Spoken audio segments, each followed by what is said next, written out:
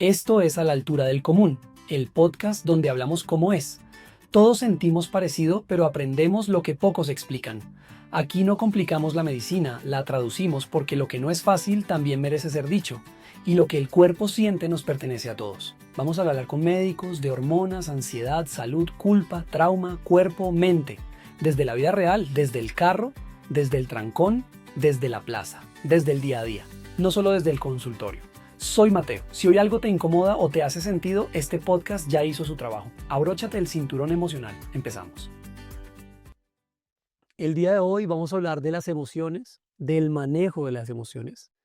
Invitamos a la doctora María Camila Cuña, médica funcional biodescodificadora, que nos va a hablar un poco sobre las emociones, sobre cómo manejarlas, cómo nos pueden afectar en la salud, cómo interfieren en nuestro diario vivir.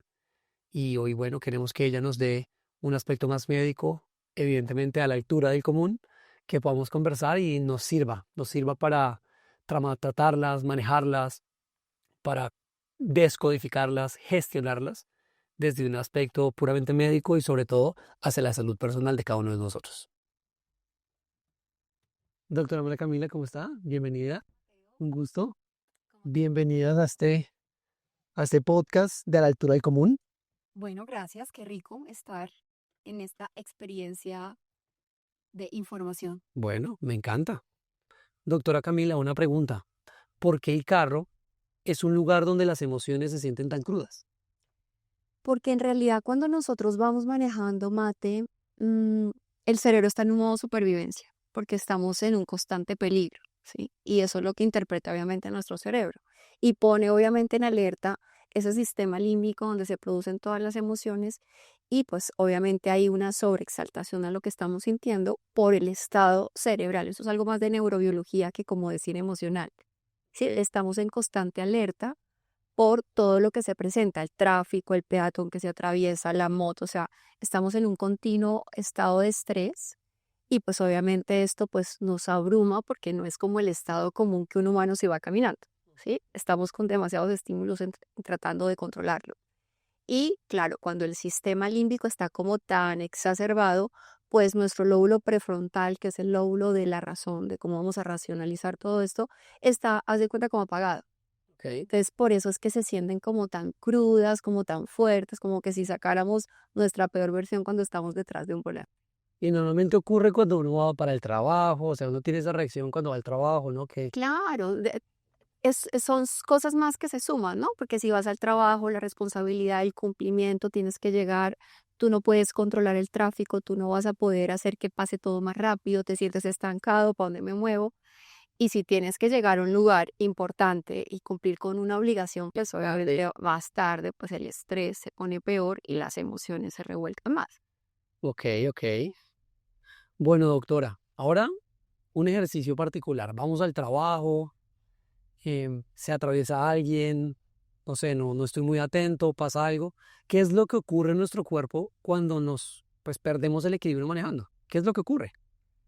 Pues el equilibrio se pierde cuando hay una pérdida excesiva de los umbrales que tú puedes controlar o cualquier persona puede controlar.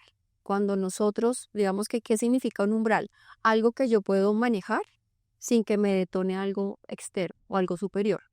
Cuando los umbrales de mi equilibrio son superados, pues obviamente hay una reacción bioquímica en nuestro cuerpo donde el cerebro está interpretando toda esta sobreestimulación sensorial y todas las cosas que ocurren en el entorno mientras se maneja y esa exaltación que nuestro cerebro lo está interpretando como peligro, como situaciones difíciles, pues obviamente va a responder produciendo químicos cerebrales en respuesta a lo que estamos viviendo. Ok. ¿Sí? Y eso pues termina obviamente abrumándonos y llevándonos pues a estos límites que a veces pues nos cuesta racionalmente controlar. O Porque, sea, es natural. Es claro, natural esa reacción del cuerpo ante ese estímulo. No es está mal cuando uno tiene esa reacción como de, natural, entre comillas, digamos que no es que sea algo bueno o malo del cuerpo, es una respuesta adaptativa, ok, ¿sí? Y pues no lo veamos como malo o como incómodo, sino como una adaptación.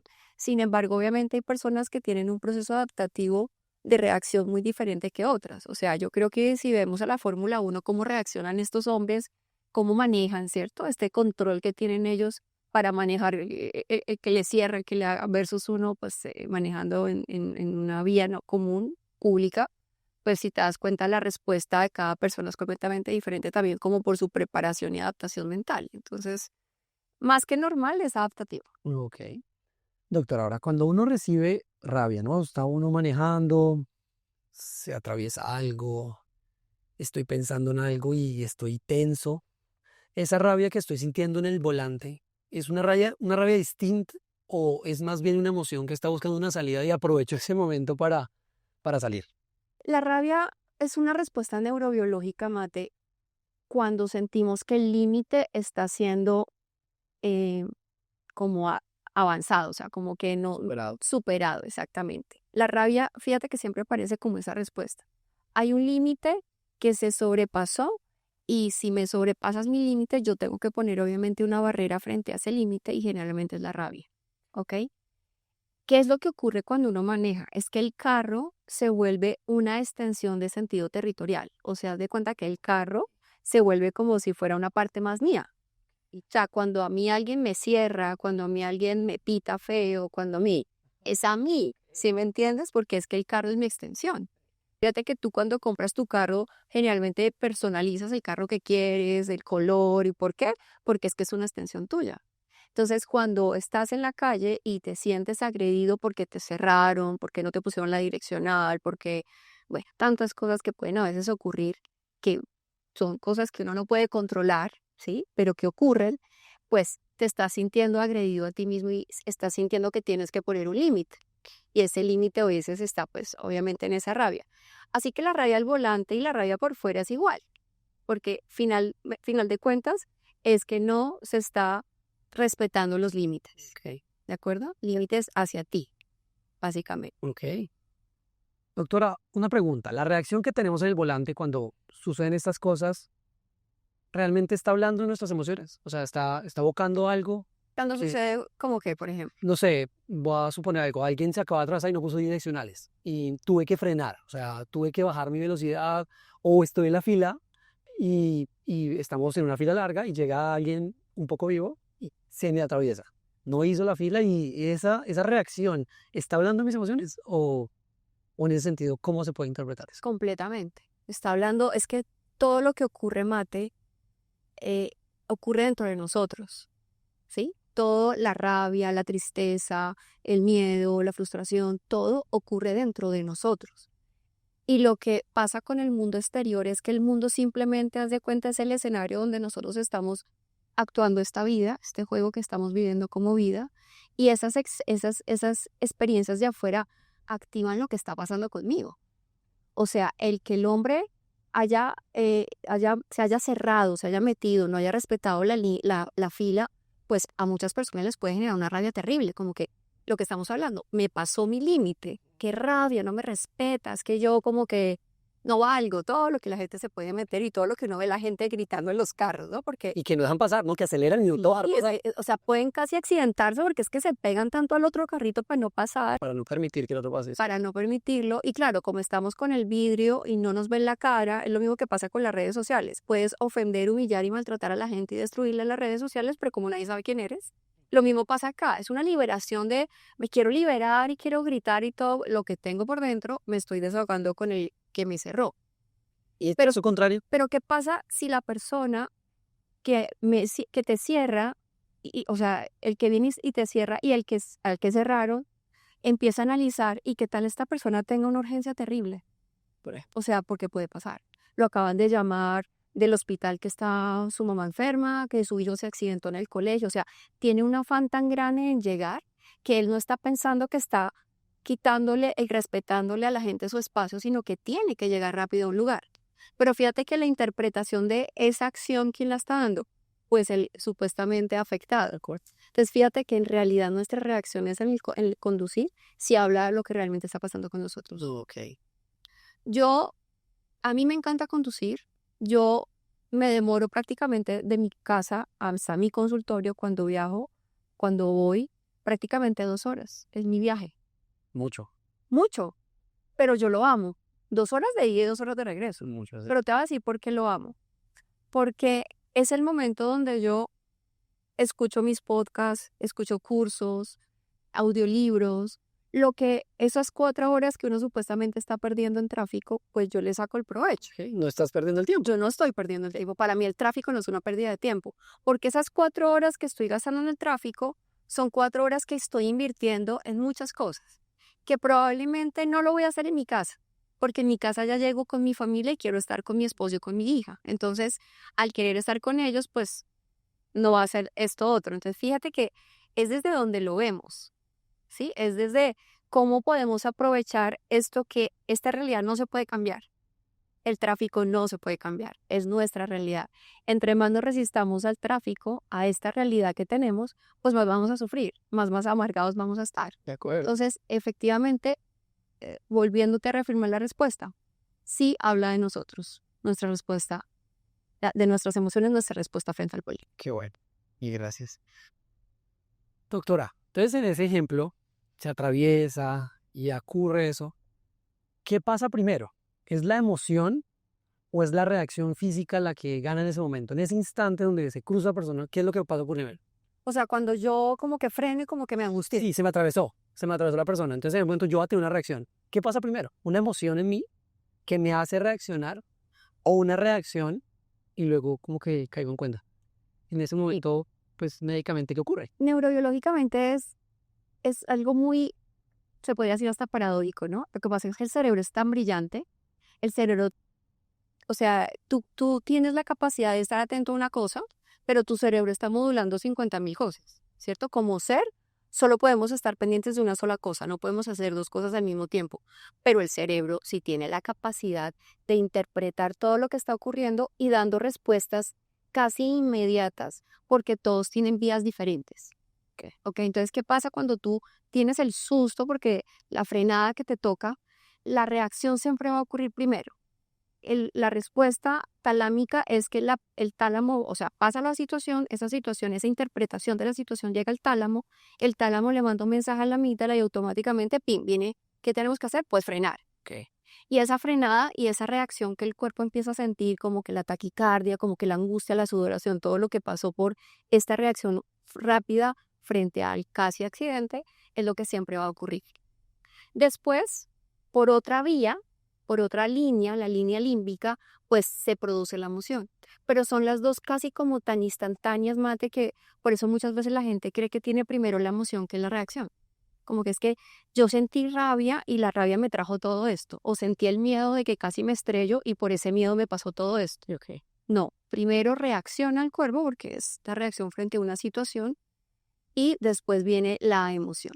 Después de eso viene la interpretación, ¿sí? Que es la historia que nos contamos de De lo de, que pasó, de lo que ocurrió. cómo me sentí, okay. Sí, ¿cuál es el gran rollo cuando tú llegas al trabajo después de ese gran susto? Es que tú estás contando la historia y a través de esa historia que cuentas estás volviendo a revivir otra vez todo eso que sentiste. Entonces fíjate cómo uno, sin darse cuenta, porque es que nuestra mente no tiene la capacidad de diferenciar la realidad de la imaginación. El casi accidente, la casi estrellada, fue la realidad, ¿cierto? En ese instante que ocurrió y tu cuerpo produjo un pocotón de sustancias y de neurotransmisores y bueno, todo lo que en alerta y estrés se va a producir, cortisol, adrenalina, todo esto. Pero ya pasó todo, frenaste, no hubo el accidente, te queda obviamente la sensación incómoda de lo que sentiste y luego llegas a tu trabajo ya un poco más tranquilo y cuando vuelves y cuentas la historia de cómo te ocurrió, como tu mente no sabe diferenciar la realidad de la imaginación, está volviendo a retroalimentar la historia. Okay. Entonces, fíjate cómo nos retroalimentamos las historias y lo que estamos haciendo es reactivando sensaciones, reactivando reacciones y reactivando emociones de una situación que ya pasó y que ya ahora estás viviendo. Pero tu cuerpo le hace caso a tu mente. Entonces el cuerpo vuelve a producir el cortisol, vuelve a producir la adrenalina y por eso mantenemos continuamente esta carga compleja y crónica de sensaciones incómodas porque no nos estamos dando cuenta cómo el cuerpo está respondiendo a lo que la mente está creando. O sea, entendiendo un poco eso, y no solamente hablando ya del tema del carro, sino hablando de mi jefe me trata mal, mi pareja no me quiere, no me valora como yo me siento que me tiene que valorar, mis papás no me tratan como tratan a mi hermano, bueno, lo que se me ocurra. El simple hecho de pensarlo y de y traer ese pensamiento, ese suceso, es que mi jefe, es que todo eso nuevamente hace que el cuerpo otra vez cortisol, otra vez, o sea, el simple hecho que la persona lo piense, no solo lo viva, sino lo piense. Claro. Por eso te digo, el cuerpo, la mente no sabe diferenciar la realidad de la imaginación. Y te voy a poner el ejemplo, o sea, una experiencia clara. Cuando nosotros tenemos los ojos abiertos y estamos pues viendo entre ver y mirar, ¿no? Observar, bueno, pero estamos inventándonos una historia y ni siquiera estamos viendo y ni siquiera nos estamos dando cuenta de la historia. Pero bueno, nos estamos imaginando algo. Si tú cerraras los ojos, Mateo, y los cerraras con oscuridad plena, apagando obviamente ese estímulo de energía que se gasta a través de la retina, o sea, con una oscuridad absoluta, va a aparecer una oscuridad frente a tus ojos que se llama la pantalla mental. En la pantalla mental ocurre todo. Por eso tú escuchas a muchos grandes sabios de neurocientíficos y personas que trabajan mucho toda la profundidad de la conciencia y de la inconsciencia, que la mente crea. ¿Y por qué la mente crea? Porque para que este carro existiera, primero tuvo que crearse en la mente de un inventor. Alguien se lo inventó. Alguien se lo inventó. O sea, que la mente primero lo creó. ¿En dónde? Pues en la pantalla mental. Ahí se crea todo. Pero no solamente se crean los inventos, sino se crean las historias.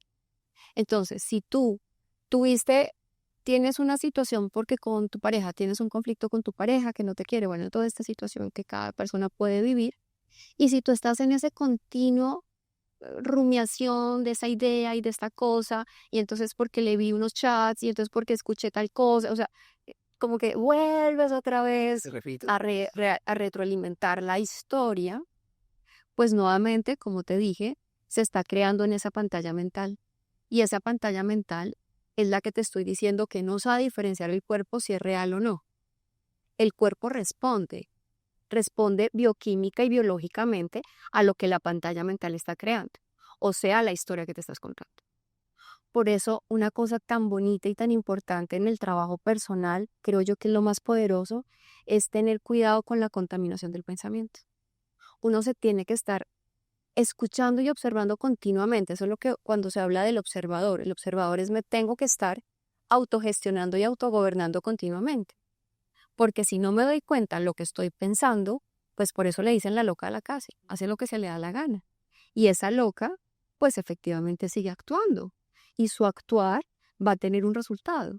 Ese resultado es la creación de las emociones, de las sensaciones y pues efectivamente de los resultados que en el cuerpo se van a generar. Entonces, creo que un mensaje bonito en este podcast es aprendámonos a leer muy bien, a estar autoobservando lo que estamos pensando, lo que estamos imaginando, porque la calidad de mis pensamientos, viéndolos desde algo satisfactorio o insatisfactorio, es el resultado de lo que mi cuerpo va a estar generando. Entonces, fíjate que ahí habla la gran libertad que como humanos tenemos de autogestionarnos y autodominarnos y autogobernarnos en qué es lo que estamos nosotros produciendo dentro de nuestro propio cuerpo por nuestra propia mente. Qué potente.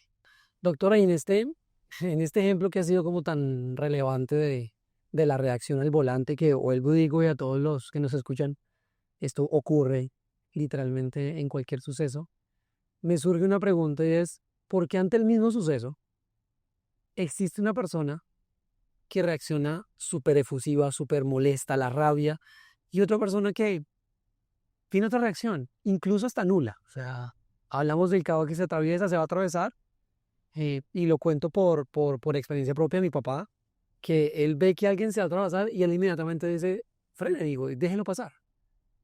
Una reacción completamente distinta a una persona como no la dejar pasar. Pero es el mismo suceso, pero su reacción fue completamente distinta.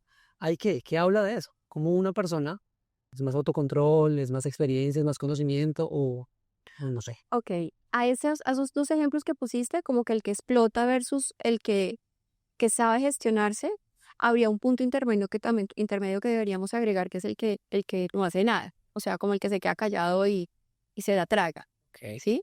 Porque fíjate que son como 3 niveles diferentes de conciencia. Las 3 son respuestas adaptativas, Mate. Adaptativas aprendidas. O sea, haz de cuenta que es como el mecanismo de defensa que aprendimos y generalmente esto viene desde antes de aprender a hablar, o sea, desde antes del desarrollo del lenguaje.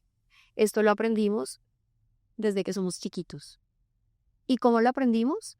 Por lo que vimos en el hogar, Lo que vimos. lo que vimos. Sí. ¿Por qué una persona es explosiva? Porque su adaptación al mundo cuando se siente agredido es que puede hacer uso de la fuerza, ¿ok?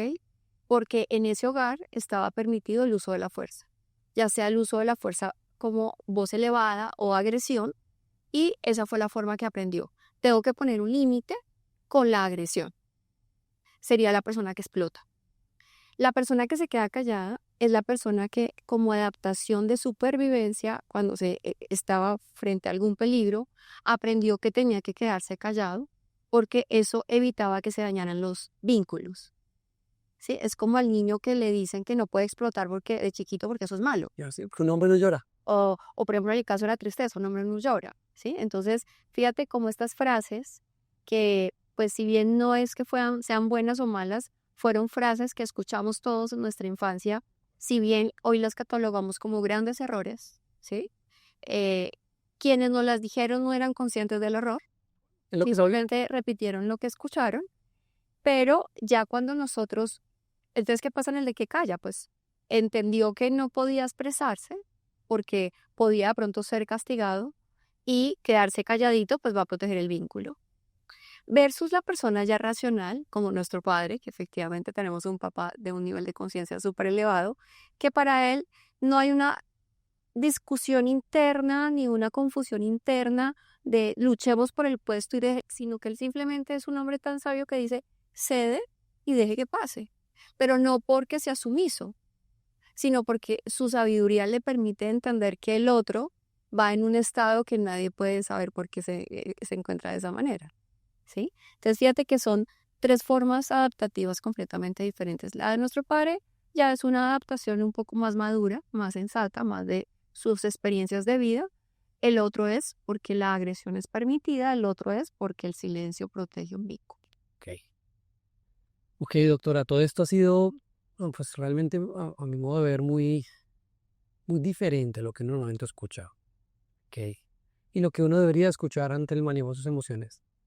Pero me surge una pregunta y es, ¿qué pasa cuando una de estas emociones quiere salir por sea cual sea la circunstancia y yo no permito que salga, ya sea por pudor, ya sea por pena, ya sea porque no es el momento, ya sea porque, uy, ¿qué dirán de mí? Pero quiere salir. O sea, tengo eso, ya sea rabia, ya sea tristeza, amor, no sé, pero literalmente no la quiero dejar salir por alguna situación. ¿Qué pasa en mi cuerpo en ese momento cuando no permito que se exprese? Aquí hay que aclarar algo de qué es expresar, porque expresar una emoción dentro de lo saludable es permitir sentir la emoción. Y sentir, porque cuando hablamos de expresar creemos de algo que vamos a hacer, ¿sí? Como que si tengo rabia, entonces tengo que dejar salir la rabia. ¿Y qué hago para que salga la rabia? Pues eso supuestamente es expresar, ¿no? Entonces grito o tiro algo o le doy con un palo a la tierra o voy al muro de los lamentos y veo qué hago, sí. Pero hay que entender qué es el expresar, Yo tenía pensado que era eso, la reacción.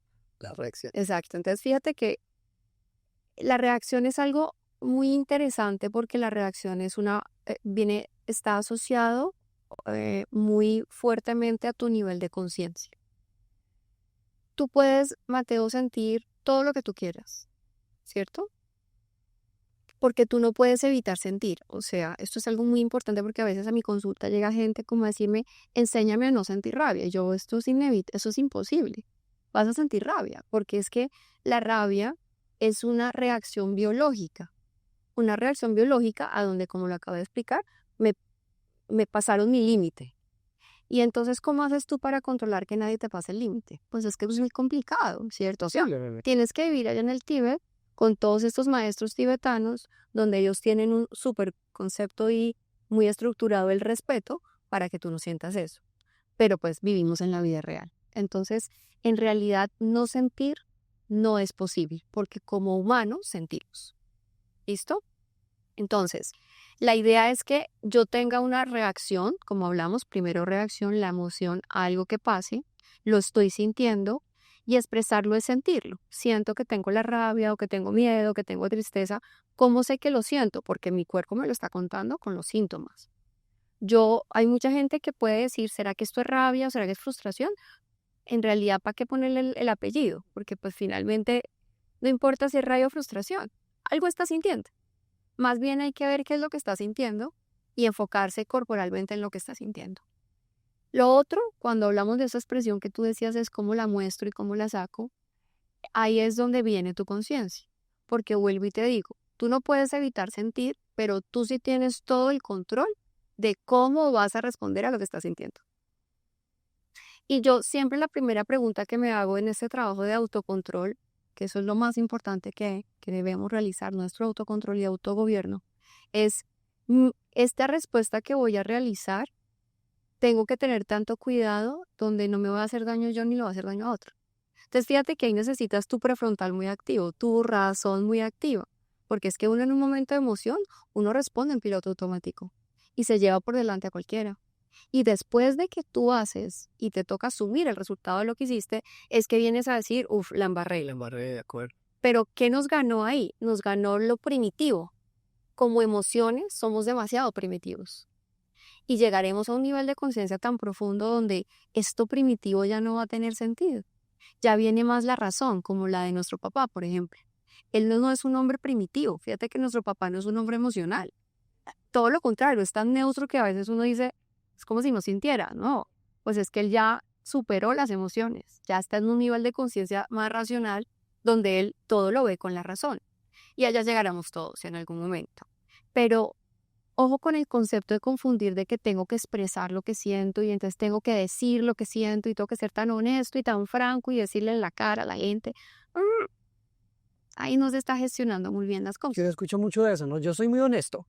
Sí, Entonces, de mí vas a recibir y es que yo soy muy directo, yo soy muy frentero, yo no... Y en ese momento incluso hieren, ¿no? O sea, lo viví en el mundo empresarial donde te decían las cosas sí, en una reunión por el calor del momento y luego la disculpa era, no, pero es que yo siempre he dicho que yo soy un frentero y yo digo las cosas. sí, o sea, confundimos la honestidad como si fuera una virtud. Y en realidad la honestidad y la franqueza es una falta de respeto si lo analizas más profundo. Porque es que es tu opinión. Y tú quieres imponer tu opinión y tu opinión de franqueza. Pero es que tu incomodidad está tan grande que tú tienes que expresar tu franqueza y tu honestidad. Y no te importa lo que le estás generando al otro. Pero no es que esa es tu opinión. De pronto en esas reuniones incómodas que en calor alguien que era muy franco te quería decir tal cosa, de pronto habían otras personas en este grupo de la reunión que decían, no, nosotros no pensamos eso. Entonces fíjate cómo alguien expresó su franqueza, entre comillas, que es su molestia interna. Entonces, esto hay que reevaluarlo mucho, este concepto de la honestidad y la franqueza, porque si nosotros realmente en la vida queremos mantener buenas relaciones interpersonales, lo más importante que tenemos que evitar es partirle el corazón a alguien. Y hay una frase muy linda que está en los evangelios, en los evangelios ocultos de Jesús, que decía que la verdad solamente se le dice a quien está preparado para escucharla. Entonces, yo si tengo algo que decir y la otra mente de la persona no está preparada para poder escuchar mi frase, pues en vez de hacerle un beneficio le estaré causando un gran perjuicio. Entonces, por eso pienso que obviamente habrán muchas personas que estarán en contra de lo que estoy diciendo. Bastante polémico. Muy polémico, sí, donde sí la honestidad y bueno, cada quien está en su libertad. Yo estoy en mi libertad de expresar, donde reconsideremos un poco el pensar que la franqueza nos está generando mejores relaciones, cuando lo que podemos estar lastimando por eso. De acuerdo. Wow, qué profundo era. En esto que uno vive manejando, o sea, en el trabajo, en la familia, bueno, hay reacciones que a veces son desproporcionales, o sea, que no ve, me ha pasado donde veo, "Ush, pero que de dónde viene todo esto", que hasta uno le dice en risa, como, uy, ¿quién te ha hecho tanto daño?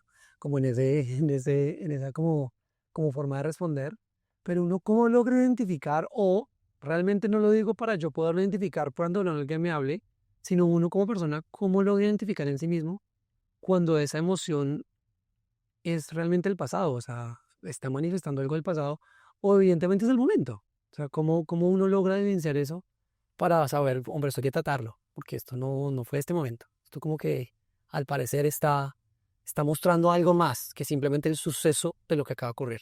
¿Cómo nos puedes guiar ahí? Es una pregunta muy interesante porque es algo que tiende a confundir mucho, ¿no? Confundir si lo que yo estoy sintiendo es algo de este instante o es algo que es una memoria, ¿no? O algo, una herida del pasado.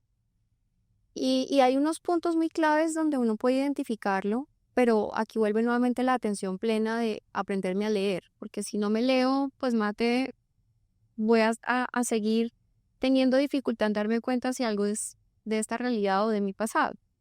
Generalmente las, las emociones que son como sobreexageradas em, están respondiendo a una memoria de pasado.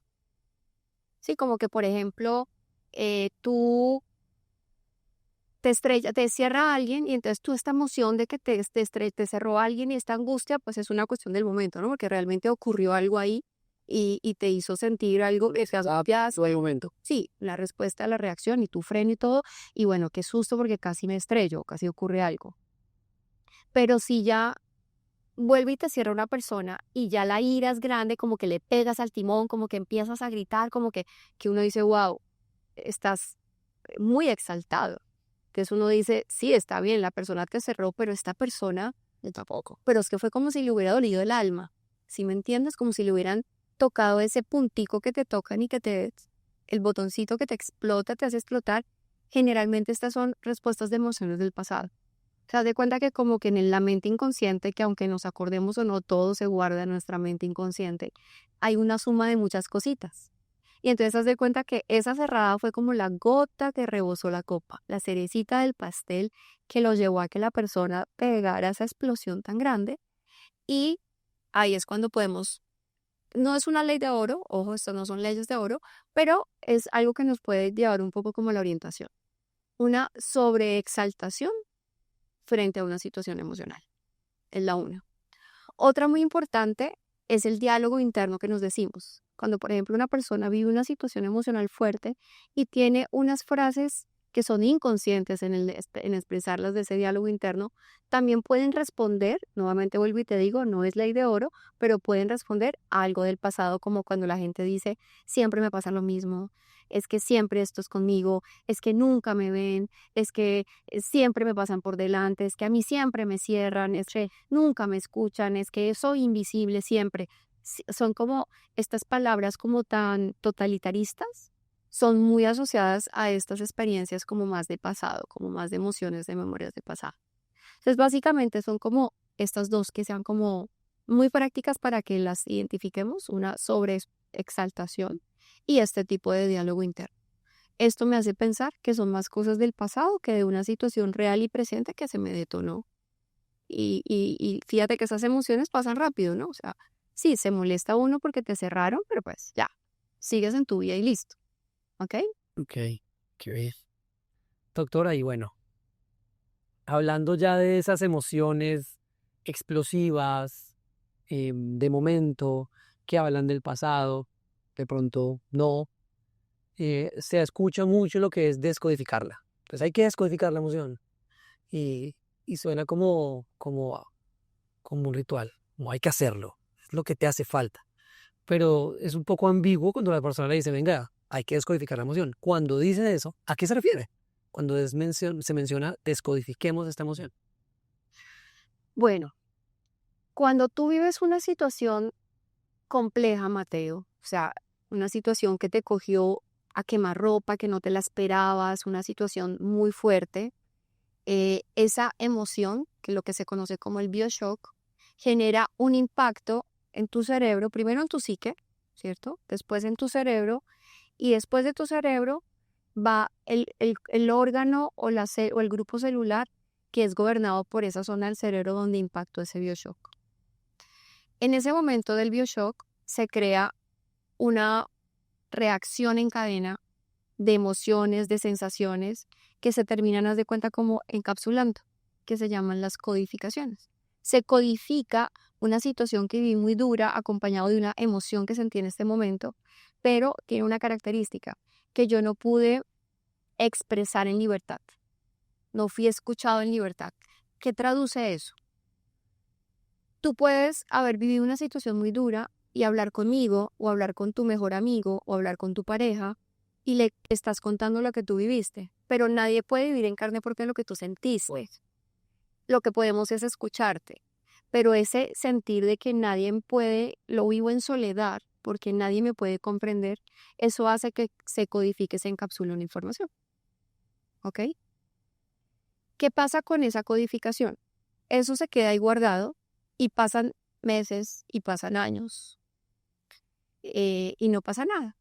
Pero de repente, unos años después, ocurre otra situación que fue la cereza del pastel que te detonó ese código que tenías allá. Y entonces ahí es cuando hablamos como médicos funcionales en las emociones, de que hay emociones que generan enfermedades.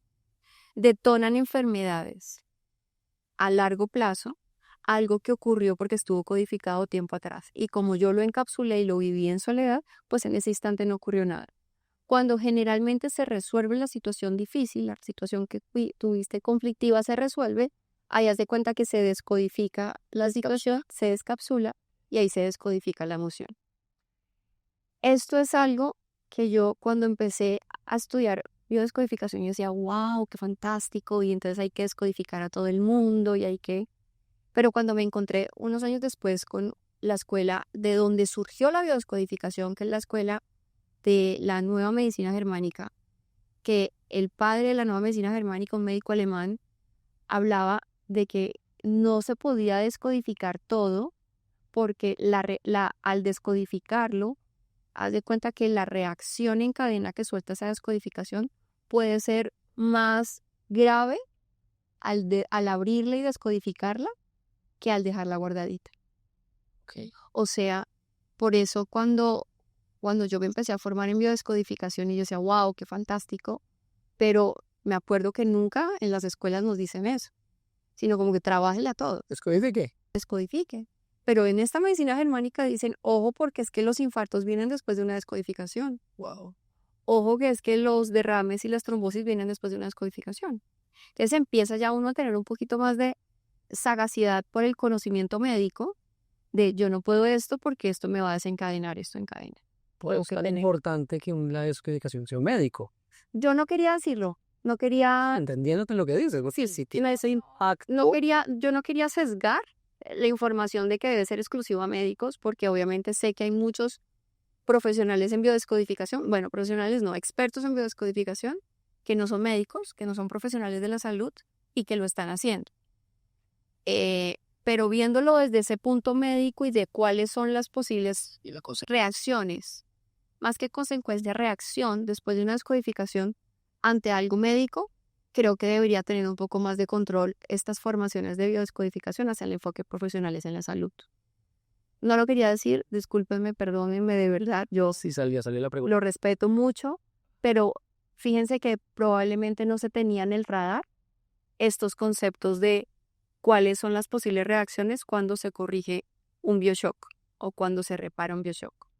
Entonces, básicamente, Mate, esto no es de un juego de chévere, esto es de cuidado, de saber qué es lo que puede pasar más allá, de tener un poquito más de precaución en frente a realmente que hay que dejar quietico y no tocarle. Yo antes de que tuviera esta información, afortunadamente, y creo que gracias a la protección divina y celestial, no ocurrió nada con ningún paciente, pero hoy en día yo soy muy precavida y selecciono muy bien qué se puede y qué no descodifico. Qué ve. Wow. Wow. Doctora, y en estas situaciones que se van presentando, existen personas que ante sucesos empiezan a sufrir de algo muy denominado como la ansiedad. Oye, dice, sufro ansiedad. Entonces, hablan mucho de eso, incluso uno como interlocutor con esas personas ya no sabe a veces siquiera cómo comunicarse con ellas, entendiendo que puede afectarlas y evidentemente incluso hasta es completamente incapacitante. que sufren, que hasta medicados, ¿no? Entonces, en ese momento, esa emoción, ¿cómo, cómo, cómo deberíamos tratarla? Desde el cuerpo, de la mente. O sea, realmente esas personas que en estos momentos constantemente presentan estos estados, ¿qué les podríamos decir? Bueno, la emoción, perdóname, la ansiedad no es una emoción, Ok, ¿ok? La ansiedad es una respuesta fisiológica del cuerpo frente a una situación. Mira que algo muy común que pasa con las personas que sufren ansiedad es que el miedo a tener la ansiedad es lo que más les activa la ansiedad. Porque la ansiedad está acompañado de unos síntomas, como te estoy diciendo, es una respuesta fisiológica. Quiere decir que el cuerpo está teniendo una reacción que generalmente pues es incómoda, ¿no? O sea, hay taquicardia, hay sudoración, hay respiración rápida, hay hasta temblor, hay una sensación como de opresión en el pecho, vete por acá, opresión en el pecho, hay sensación de que se van a morir, de que se están quedando como atascados, o sea, en realidad es un sinnúmero de sensaciones que no son imaginarias, ojo, que a veces tienden como a decir es que se lo está inventando y algo, no, en realidad son respuestas del cuerpo muy fuertes y la persona en realidad está sintiendo eso. ¿Cómo será de fuerte que esto es un diagnóstico psiquiátrico? Fíjate que los síndromes de ansiedad, las fobias sociales, todo esto son ya patologías catalogadas en el DSM-5 de psiquiatría y ya son catalogadas como enfermedades psiquiátricas, tan al punto que hay medicación para eso. ¿Ok? Entonces hay que entender que la persona ansiosa no se lo está inventando, lo está sintiendo. Pero vuelvo y te digo, es más el miedo a volver a sentir la ansiedad lo que más les desata la ansiedad, y, por las sensaciones que y son. eso que decías de querer constantemente estar en el futuro, no ¿Cuál es el rollo con la la ansiedad? realidad. Es que las personas que tienen más tendencia a tener ansiedad son las personas que están desconectadas del presente. Nosotros tenemos un único tiempo real que es el tiempo presente, pero si te das cuenta el presente es un instante, o sea, es un instante El presente solo existe en el momento en que es. en que ocurra y ya es el milisegundo y ya pasó pero entonces es el único tiempo que realmente está continuo, aunque sea de micro, no sé, lo más chiquitico en tiempo, en medición de tiempo, pero es lo único que está ahí continuo. Ya todo lo que está por detrás de eso que ya ocurrió, pues es el pasado y lo que está sin ocurrir es el futuro. Las personas con tendencia a la ansiedad son las personas que están desconectadas de este presente mate y están muy preocupadas por el mañana. ¿Qué va a pasar? ¿Qué va a ocurrir? Y entonces están muy desconectados de esto y obviamente, ¿qué es lo que pasa con el futuro? Pues el futuro que genera incertidumbre, porque es que tú no sabes qué va a pasar. ¿Y qué pasa con la incertidumbre? Hay personas que no pueden manejar la incertidumbre. Y la incertidumbre de qué es lo que va a ocurrir, porque no lo puedo controlar, es lo que finalmente puede detonar estas reacciones de ansiedad, por esa falta de control y de certidumbre en la situación que va a ocurrir más allá. Entonces, entre yo más me desconecto de mi presente, pues obviamente más estresado voy a estar por el futuro o deprimido y con rabia y resentimiento por el pasado y pues me desconecto de esta realidad, ¿no? Entonces, ver la ansiedad como una respuesta fisiológica que se puede autogestionar, claro, si dejamos de estar pensando en ese futuro con el miedo, probablemente puede ser una ayuda extra, mientras obviamente tenemos este apagada de fuegos que los medicamentos podrían ayudar, ¿sí? Pero es un trabajo continuo, es un trabajo de darse cuenta en qué modos y en qué diálogos y comunicaciones siempre la persona está del mañana, del futuro, de lo que va a venir, de la reunión de una semana, de la presentación de no sé qué de un mes, siempre están en el allá y vuelvo y repito, la incertidumbre del allá pues me desata la ansiedad. Doctora, en esos momentos donde por sucesos, por acciones, por sea lo que sea, se aviva esa emoción de culpa, lo hice mal, no debí, qué pasó por mi cabeza, qué realmente podrían hacer las personas o qué consejo podríamos darle cuando aparece esta sensación, esta emoción en la vida cotidiana. Bueno, yo cuando escucho la palabra culpa me da como un escozor porque es que es una frase tan dañina, si te das cuenta. Hasta muchas religiones, mi culpa por mi culpa y mi gran culpa. O sea, nos han enseñado y nos han codificado tanto en la culpa porque hiciste algo malo y en realidad nadie tiene la culpa de nada, Mate. En la vida todos los humanos tomamos decisiones todo es una decisión en la vida, incluso bajo una amenaza tú estás tomando una decisión. Te voy a poner un ejemplo. Tú sales con dinero del cajero y a alguien se le ocurre amenazarte con un arma a pedirte la plata. Y te está diciendo, deben la plata o lo mato. Obvio, hay una amenaza de por medio, en una condición, pero te está dando a elegir. O me entrega el dinero o le hago un daño. Tú estás tomando una decisión. Tú estás eligiendo. ¿Le entrego el dinero o me enfrento al ladrón? Entonces, si te das cuenta que nunca estamos obligados a nada. Siempre todo en la vida es una decisión. ¿Qué pasa cuando tú tomas una decisión? Tu decisión va a tener un resultado. Puede ser un resultado satisfactorio o insatisfactorio. Ese resultado que tú obtienes por tu decisión, tú tienes que asumir ese resultado. Tú no puedes pretender que algo que tú hiciste, otro lo asuma, porque es que fue tu decisión. ¿Ok? ¿Qué pasa con la supuesta culpa? Es que alguien me dijo tal cosa que me hizo sentir tal cosa a mí y tuvo la culpa de haberme hecho este daño que me hizo. Resulta que esa persona que a ti te dice algo no tiene la culpa de que tú te sientas mal, Mate. Esa es tu reacción. Tú decidiste sentirte mal por lo que te dijeron. La cuestión es que esa sensación que tú tienes te está llevando a un comportamiento que el otro tiene que asumir porque lo que dijo tuvo un resultado. Su decisión de lo que él te dijo tiene un resultado que puede ser satisfactorio o insatisfactorio y esa persona tiene que asumir tu mala cara o tu cosa o... ¿Sí me hago entender? Pero fíjate que aquí no es la culpa de que alguien le hace daño a otro.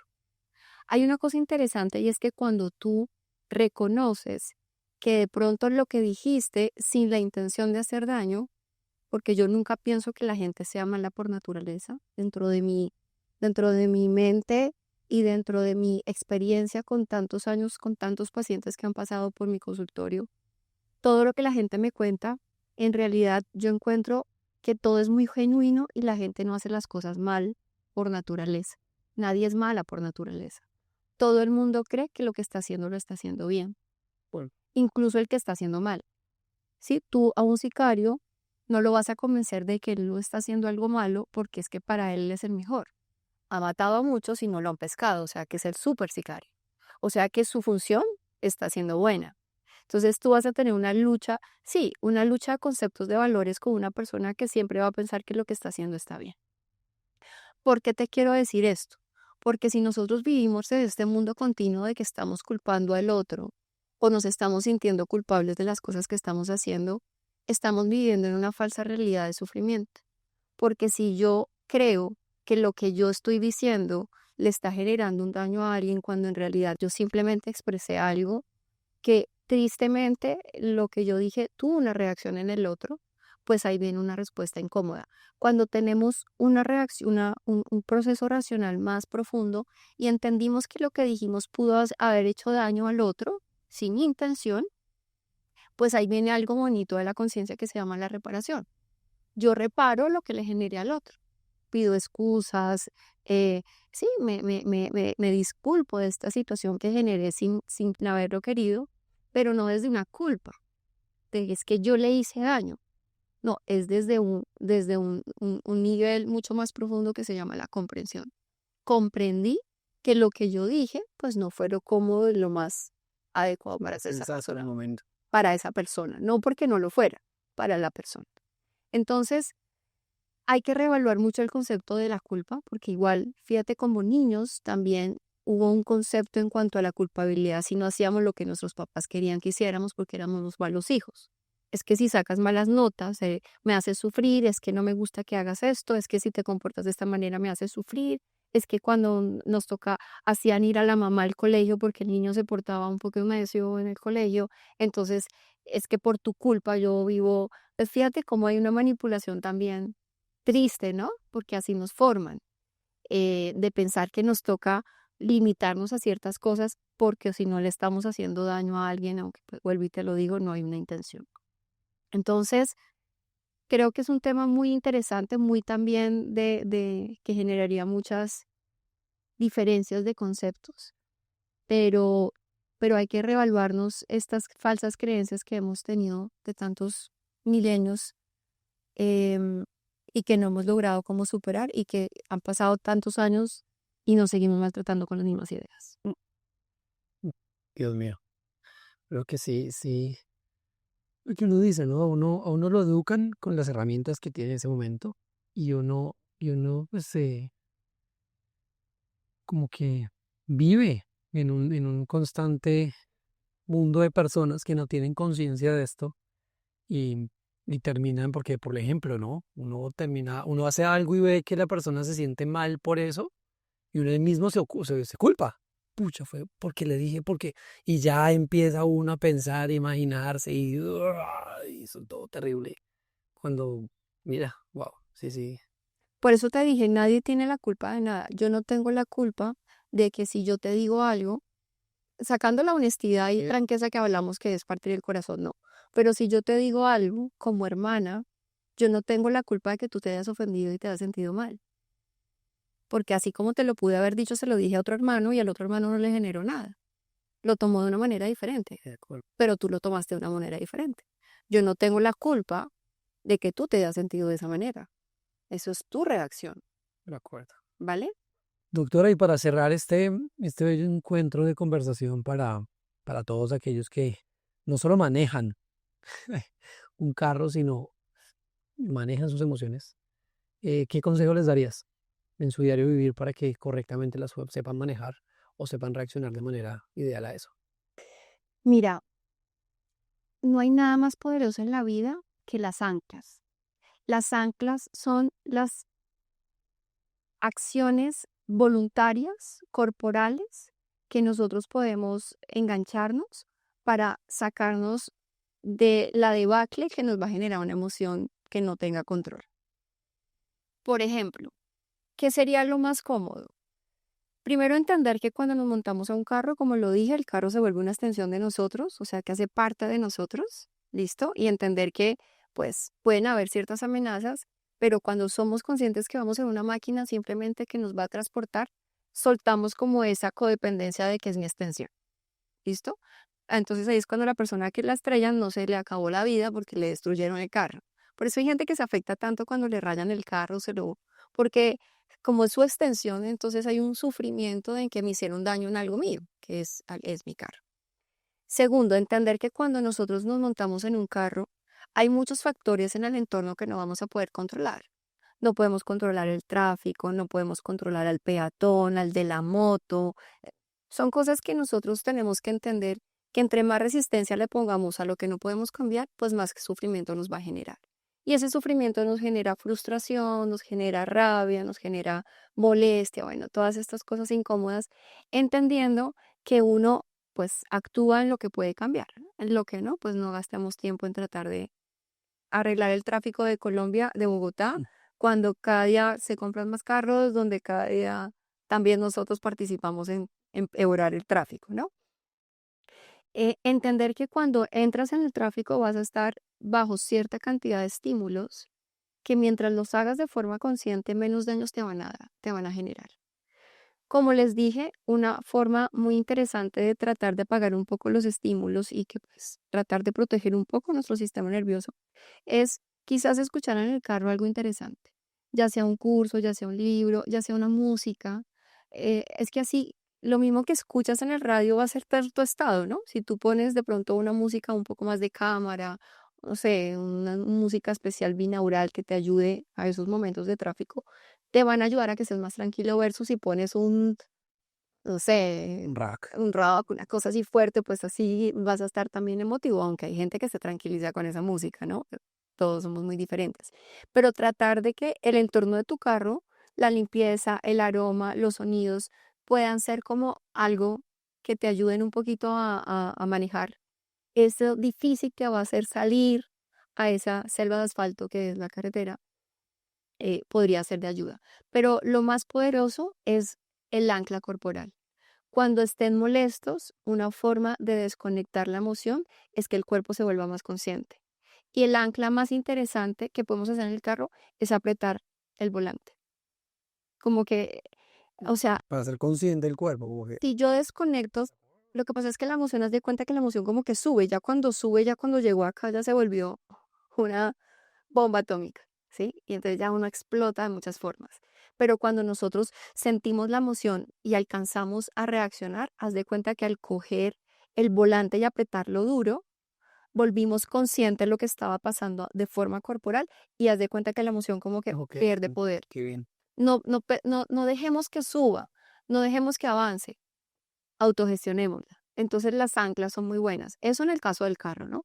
En el caso de algo que pase por fuera, un movimiento corporal, o sea, mover los hombros, como arreglar la postura de la Sí, que aparece columna, la película que cruza el cuello. por ejemplo, eso, hacer esto, traquearse los dedos, levantarse y de pronto como sentir el piso, como que piso muy bien. O sea, fíjate que es trasladar esa sensación emocional, trasladarla a algo corporal. Eso es una bonita forma de gestionarla, porque lo que me ayuda a mí es a entender que es algo físico, que es algo que yo no puedo controlar, porque como te dije, la emoción no se puede evitar, va a aparecer, pero la puedo gestionar muy bien. La puedo autogestionar y pues voy a tener obviamente mejores resultados conmigo, resultados internos y mejores resultados en cómo voy a responder al tema. Ok. Pues doctora María Camila, mil gracias.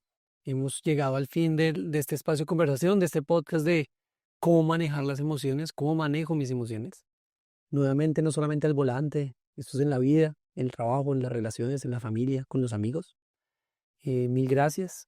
Esto fue un espacio para conversar y nuevamente traer a la altura del común unos temas que evidentemente quizás no escuchamos diariamente, pero sí vivimos, sí sentimos. Y bueno, mil gracias. A ti por la invitación y bueno, a todas las personas que vayan a escuchar este podcast, espero que sea la apertura a algo, si para algunos esto es un tema nuevo, sea la apertura para investigar un poquito más y trabajarse cada día un poco más.